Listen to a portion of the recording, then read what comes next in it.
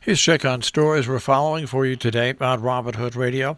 The Nature Conservancy in Connecticut has issued a formal response to the property owner's proposed management and stewardship activities involving an abandoned railroad causeway in Salisbury at 145 Taconic Road on West Twin Lake. Now, a portion of property encompassing the man-made peninsula is subject to a conservation easement entered into more than 30 years ago between the late Mary Alice White of Salisbury and the Nature Conservancy.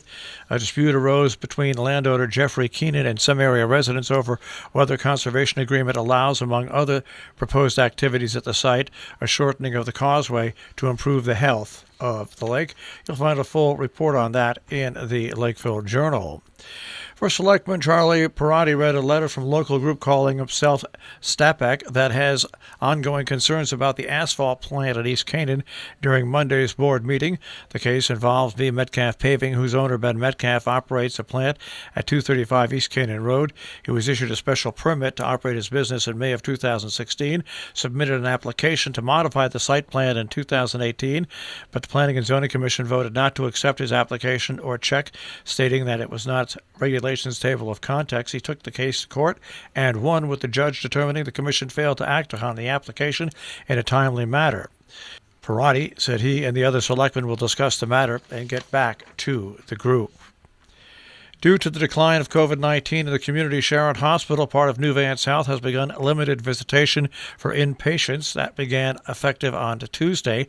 Inpatients with suspected or confirmed COVID-19 disease are allowed one support person per day for up to 4 hours. Visitors must remain in the patient's room for the entire visit and follow the hospital's personal protective equipment guidelines. Daily visitation hours will be from 2 to 6. Visitation remains restricted in the emergency department and for patients with suspected or confirmed COVID-19 unless the patient is under 21, a maternity parent, or if extenuating circumstances apply. You can review their full visitation policy at patients.healthquest.org/COVID-19-updates. In Sheffield, a public hearing for a cannabis farm proposed on Polycoff Road has to be held again, since at least one resident attended the hearing in person at the town hall when it was advertised as virtual. After consulting with the town's attorney, the planning board will conduct a do-over hearing in March 18th for Wiseacre Farm special permit, since state law requires the meeting notices are accurate. Quote, "We've taken the high road, we're starting over," end quote. That from board chairman Ken Smith, adding that to his knowledge no one has filed an open meeting law complaint with the state. 5 South County towns have been cleared of complaints that their officials violated the state's open meeting law by discussing the current Housatonic River PCB cleanup plan in private sessions a year ago. But 2 towns, Sheffield and Stockbridge, were found by the Attorney General's office to have failed to provide adequate notice about the purpose of allowable executive sessions, and Lenox and Sheffield were ordered to make public the minutes of those meetings. The Region 1 Board of Education has a communications subcommittee meeting going on this morning at 10 o'clock in Sharon. Later on today, Park and Recreation has a scheduled meeting at 6:15. In Salisbury, the Board of Finance scheduled to meet at 7 p.m. to receive initial budgets from the Board of Ed and Board of Selectmen. In Falls Village, there's a budget workshop for the Board of Education from 7 until 10 p.m. tonight. In Ancram, the Planning Board meeting starts at 7 p.m.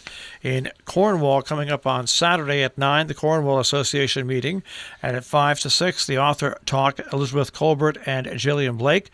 Now, all of these meetings are either via Zoom, YouTube, or Google. Check with the appropriate agencies to make sure.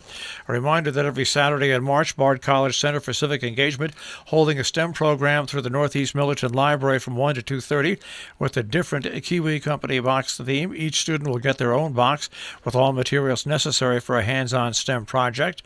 It's for children 11 to 14 in grades 6 through 8.